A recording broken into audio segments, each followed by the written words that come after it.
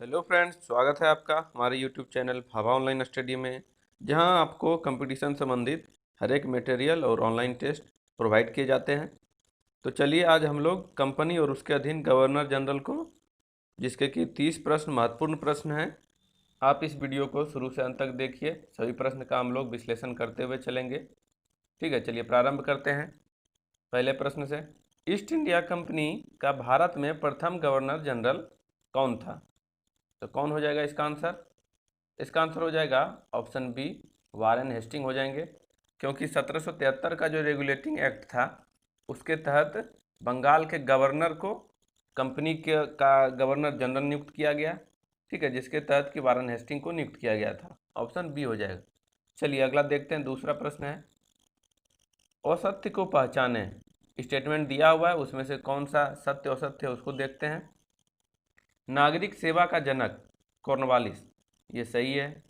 Fort William college की स्थापना Lord Wellesley, ये भी सही है। नरबली प्रथा पर प्रतिबंध लॉर्ड हार्डिंग ने लगाया था, ये भी सही है। दिल्ली दरबार का आयोजन लॉर्ड हार्डिंग द्वितीय द्वारा किया गया था, ये भी सही है। तो इसका आंसर हो जाएगा ऑप्शन ई, मतलब इनमें से कोई नहीं, सभी सत्य हैं, असत्य कोई नहीं है। चलिए नेक्स्ट प्रश्न देखते हैं। भारत का प्रथम गवर्नर जनरल किस एक्ट के तहत नियुक्त किया गया? यहाँ देखिए पूछ रहा है भारत का पहला गवर्नर जनरल, तो इसका आंसर क्या हो जाएगा?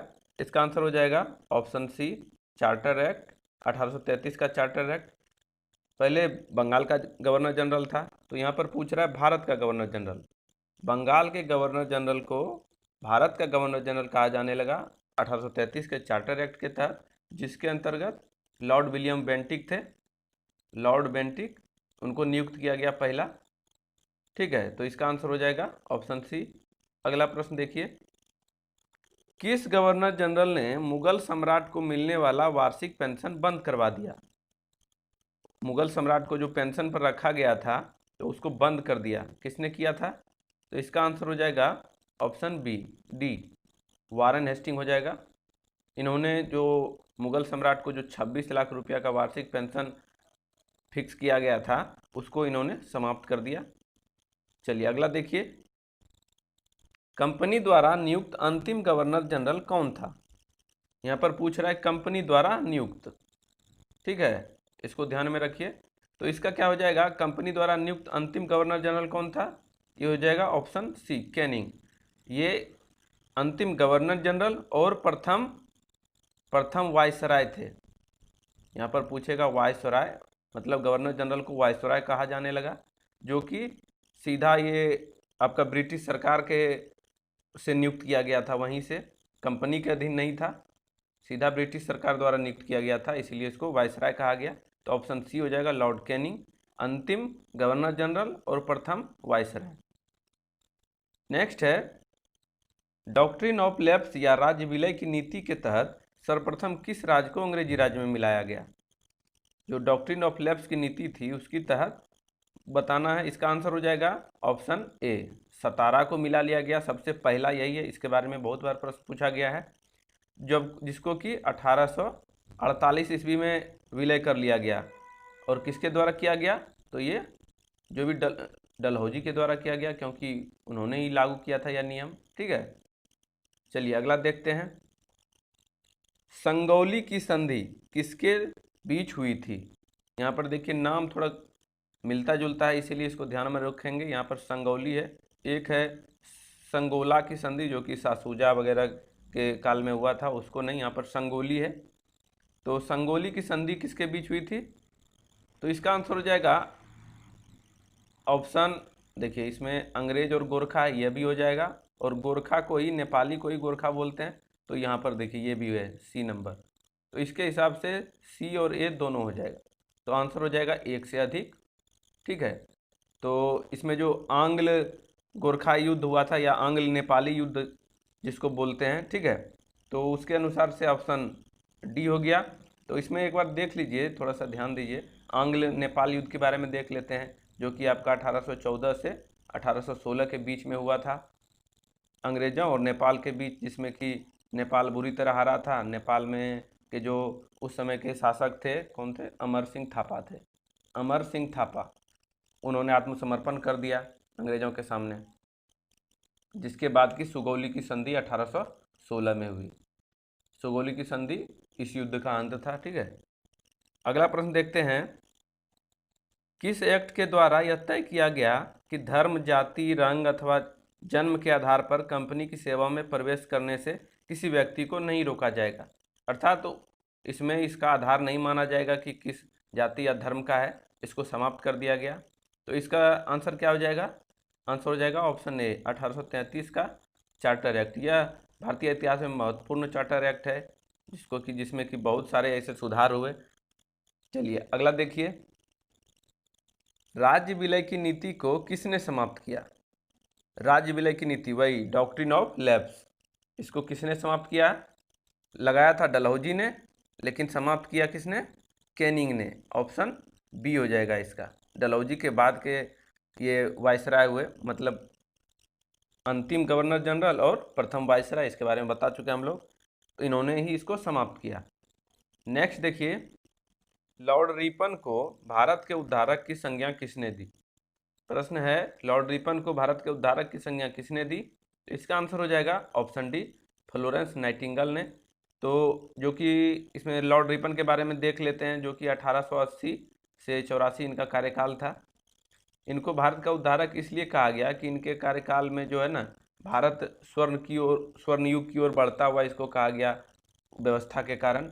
और इन्होंने जो स्थानीय स्वशासन लागू किया था नियम, इसके बारे में भी आप जानते होंगे कि स्थानीय स्वशासन जो है लॉर्ड रिपन ने लागू किया था। यह भी एक सुधार के रूप में जाना जाता है। तो इसका आंसर ऑप्शन डी हो जाएगा। नेक्स्ट है, निम्न में से किस वायसराय के कार्यकाल में भारतीयों को राय बहादुर और खान बहादुर उपाधियां प्रदान करना प्रारंभ हुआ? राय बहादुर और खान बहादुर यह उपाधि थी जो अंग्रेजों के द्वारा भारतीयों को दी जा रही थी। उसको प्रारंभ किया किसने? इसका आंसर हो जाएगा ऑप्शन बी, लॉर्ड लिटन ने प्रारंभ किया। तो इसमें राय बहादुर जो है, इसमें राय या राव का मतलब होता है राजा, और बहादुर मतलब, तो बहादुर मतलब समझ रहे हैं बहादुर या सम्माननीय के तरफ से। तो इसमें से जो राय बहादुर की उपाधि थी, यह पार्टिकुलर दिया जाता था, जिसमें कि हिंदू और ईसाई को दिया जाता था। राय बहादुर, जो भी भारतीय हिंदू और ईसाई थे उसको राय बहादुर, और खान बहादुर, जैसा कि शब्द से पता चल रहा है, तो खान बहादुर में कौन थे? मुस्लिम थे, मुस्लिम और सिख थे, सिख को भी। ठीक है, तो मुस्लिम और सिख को खान बहादुर और हिंदू और ईसाई को राय बहादुर। चलिए अगला प्रश्न देखिए, मेरा उद्देश्य करों को हटाना तथा अनावश्यक वैधानिक कार्रवाइयों को बंद करना, इन स्टेटमेंट था, किसका घोषणा था ये? तो इसका आंसर हो जाएगा ऑप्शन सी, नॉर्थब्रुक ने ऐसी घोषणा की थी कि कर को हटाना और अनावश्यक जो भी कार्रवाई है उसको बंद करना है। चलिए अगला देखिए, निम्न में से कौन भारत का एकमात्र यहूदी वायसराय था? एकमात्र यहूदी वायसराय पूछ रहा है। तो इसका आंसर हो जाएगा ऑप्शन डी, लॉर्ड रीडिंग, जो कि 1921 से 1926। कार्यकाल को ध्यान में रखना जरूरी है, क्योंकि उसके बीच से जो भी प्रश्न आते हैं, जैसे आपका भारतीय स्वतंत्रता आंदोलन हो गया या फिर और भी कोई भी कार्य हुआ, अगर ईस्वी आता है, तो अगर आपको ईस्वी याद है तो उसके बीच वाले जो भी कार्य आएंगे तो उसका आप ऑप्शन दे करके आंसर मार सकते हैं। तो इसको ध्यान में रखिए, 21 से 26 जो इसका आंसर हो जाएगा, लॉर्ड रीडिंग। नेक्स्ट है, देखिए प्रश्न है, मिलान करना है, दिया हुआ है मिलान करें। एक तरफ गवर्नर जनरल और वायसराय है, दूसरे तरफ उसका कार्यकाल दिया हुआ है। इसको हम लोग पहले 1 2 3 4 कर लेते हैं, 1 2 3 4, ठीक है, उसके बाद मिलाते हैं। तो यहाँ पर अब मिलान करेंगे हम लोग। मिलान करने का आधार अगर आपको सॉलिड याद नहीं भी है, फिर भी मिलान कर लेंगे हम लोग। देखिए कैसे करते हैं। लॉर्ड विलियम बेंटिक, इसके बारे में आप जानते हैं कि 1833 का जो चार्टर एक्ट था, उसके तहत इसको भारत का पहला गवर्नर जनरल नियुक्त किया गया था। तो उस अंदाज से हम लोग मार देंगे, इसका आंसर हो जाएगा 1828 से 1835। तो इसका आंसर हो जाएगा, इसका 2 हो जाएगा। फिर है लॉर्ड हार्डिंग। लॉर्ड हार्डिंग जो कि नरवली प्रथा पर इन्होंने प्रतिबंध लगाया था और एलनबरो के बाद इनका कार्यकाल था। तो उस अंदाज से हम लोग इसको मार सकते हैं 1844 से 1848। तो इसका हो जाएगा यहाँ पर 4 हो जाएगा। फिर है लॉर्ड कैनिंग, इसके बारे में तो आप बिल्कुल जानते हैं कि यह जो है अंतिम गवर्नर जनरल और प्रथम वायसराय था, जो कि लॉर्ड डलहौजी के बाद बना हुआ था। तो डलहौजी थे 48 से 56, तो इनका हो जाएगा 56 से 62, 1 नंबर ऑप्शन में दिया हुआ है, यहाँ देखिए। उसके बाद देखेंगे लास्ट डी, इसका तो हम लोग ऐसे भी लगा सकते हैं कि डी का 3 हो जाएगा जो बच गया, लेकिन इसमें एक अंदाज भी लगाते हैं कि लॉर्ड मेयो, जिनके कार्यकाल में की प्रथम जनगणना हुई थी पहली बार, भारत की प्रथम जनगणना 1872 में, आप इसको जानते होंगे, तो उस अंदाज से हम लोग मार सकते हैं इनका, इसका हो जाएगा 3, 69 से 72, तो हो जाएगा, हो गया इसका आंसर 2 4 1 3। तो 2 4 1 3 ऑप्शन सी में दिया हुआ है, देखिए 2 4 1 3। चलिए अगला देखते हैं 15 नंबर का क्वेश्चन। मुझे विश्वास है कि कांग्रेस अपने विनाश की तरफ जा रही है और मेरी इच्छा भारत में रहते होगी कि इसके शांतिप्रिय निधन के लिए इसका सहायक बनूं। मतलब उसके नज़रों के सामने कांग्रेस उसके पतन की ओर, ऐसे भी लिख रहा है कि लड़खड़ाती हुई जा रही है, ऐसे भी लिखता है। ठीक है, तो इसका आंसर हो जाएगा, इसका हो जाएगा ऑप्शन सी, लॉर्ड कर्जन, जो कि 1899 से 1905 तक, 1905 तक इनका कार्यकाल था। चलिए अगला देखते हैं। द्वितीय गोलमेज सम्मेलन का आयोजन किस गवर्नर जनरल के कार्यकाल में हुआ? तो द्वितीय गोलमेज सम्मेलन तो 30 से प्रारंभ हुआ था, 30, 31 और 32, 1930, 1931 और 1932, तीनों गोलमेज सम्मेलन जो कि लंदन में हुए थे। ठीक है, तो उस हिसाब से दूसरा पूछ रहा है 31, तो 31 में जब हम लोग देखेंगे तो लॉर्ड इरविन का जो कार्यकाल है 26 से 31 है। ठीक है, तो इसके अंदाज से आप यहाँ पर गड़बड़ हो जाएगा, इसको मत लीजिए, 31 इसको रखिए, लेकिन यहाँ पर थोड़ा सा क्या है कि 31 से फिर 36, ठीक है, 31 से 36 जो कि लॉर्ड वेलिंगटन है। तो जब इरविन का कार्यकाल खत्म होता है फरवरी मार्च के महीने में, उसके बाद जो है वेलिंगटन ने कार्यभार संभाला, जो कि जाके ये सितंबर से दिसंबर के बीच में दूसरा गोलमेज सम्मेलन हुआ। तो वहाँ पर कौन थे इसके वायसराय? तो आंसर हो जाएगा ऑप्शन बी, ठीक है, लॉर्ड वेलिंगटन। यहाँ पर इरविन नहीं मारेंगे, वेलिंगटन लगाएंगे। चलिए अगला देखिए, प्राचीन स्मारक संरक्षण एक्ट किस गवर्नर जनरल के कार्यकाल में पारित हुआ? प्राचीन स्मारक संरक्षण एक्ट, तो इसका आंसर हो जाएगा ऑप्शन सी, लॉर्ड कर्जन के समय में हुआ, जिसके बारे में पिछले प्रश्न में बात किए कि 1899 से 1905 तक इनका कार्यकाल था। तो इनके कार्यकाल में मतलब यह जो थे गवर्नर जनरल या वायसराय बोलेंगे, तो यह इतिहास और पुरातत्व के विद्वान थे। ठीक है, तो इन्होंने क्या निकाला कि 1904 में यह अधिनियम निकाला था, ये जो प्राचीन स्मारक का अधिनियम है यह 1904 में निकाला था, जिसके तहत कि उसका संरक्षण करना कर्तव्य है। ठीक है, उसके बाद इन्होंने क्या किया कि एक भारतीय सर्वेक्षण विभाग की स्थापना भी की, इसी के तहत, इस अधिनियम के तहत भारतीय सर्वेक्षण विभाग की स्थापना की, जिसके बारे में आप जानते होंगे कि जॉन मार्शल जो थे उनको उसका महानिदेशक नियुक्त किया गया था। ठीक है, चलिए अगला देख लेते हैं। रेलवे बोर्ड की स्थापना कब और किस गवर्नर के समय में हुई थी? ठीक है, यहाँ पर समय हो जाएगा, तो इसका आंसर देखिए क्या होगा, इसको समय कर लेंगे, यहाँ पर समय में हुई थी, तो इसका आंसर हो जाएगा ऑप्शन डी, 1905 में हुई थी और कर्जन के कार्यकाल में हुई थी। ठीक है, रेलवे बोर्ड और रेलवे एक्ट के बारे में आप जानते होंगे, जो कि 1890 में हुआ था, रेलवे एक्ट पारित हुआ था 1890 में। ठीक है, नेक्स्ट देखिए, अफगानिस्तान के प्रति एक जोश भरी अग्रनीति, या अग्रनीति को इंग्लिश में फॉरवर्ड लिखा है, फॉरवर्ड का अनुसरण करने वाला गवर्नर जनरल था। तो इसका क्या हो जाएगा? इसका हो जाएगा ऑप्शन हो जाएगा इसका डी। ठीक है, लॉर्ड लीटन का कार्यकाल कब था? तो 1876 से 80 था, जिसमें कि जानते हैं हम लोग वर्नाक्यूलर प्रेस एक्ट 1878 में, इसी के समय में पारित हुआ था। तो इसमें क्या है कि जो अफगानिस्तान से जो आंग्ल अफगान युद्ध हुआ था, जो कि आप जानते होंगे कि इस सबसे पहले इसके बारे में देख लेते हैं। ठीक है, अग्रनीति के बारे में, अग्रनीति जो लागू किया उसमें कंधार और काबुल दो जो प्रांत थे अफगानिस्तान के, उसको इसने जो है ना, इसने ब्रिटिश साम्राज्य का दिखा दिया, जिसके कारण कि युद्ध हो गया। द्वितीय जो आंग्ल अफगान युद्ध हुआ था ये 1878 से 80 के बीच में चला था। ठीक है, तो उसमें से एक कारण यह भी था कि इसने जो कंधार और काबुल को अपना क्षेत्र बता दिया, तो इसमें युद्ध हुआ फिर, जिसके कारण कि अंग्रेज बहुत ज़्यादा भारतीय शक्ति का दुरुपयोग किया, कहिए तो दुरुपयोग किया, लेकिन कि फिर भी अफगानिस्तान में अपना अस्थायी रूप से इसका अपना शासन नहीं जमा सका, बस कागज़ पर ही सब कार्रवाई रह गया। तो उस हिसाब से इन्होंने बहुत बर्बादी की थी इस युद्ध में। चलिए अगला देखिए, मुस्लिम लीग द्वारा सीधी कार्रवाई दिवस कब मनाया गया? सीधी कार्रवाई दिवस, ठीक है, तो इसका आंसर हो जाएगा ऑप्शन बी, 16 अगस्त 1946 को मुस्लिम लीग द्वारा सीधी कार्रवाई दिवस मनाया गया था, जिसके तहत कि पाकिस्तान की मांग की गई थी। ठीक है, पाकिस्तान की मांग की गई थी, आप जानते होंगे, उसके लिए अभियान चलाया था। चलिए नेक्स्ट देखिए,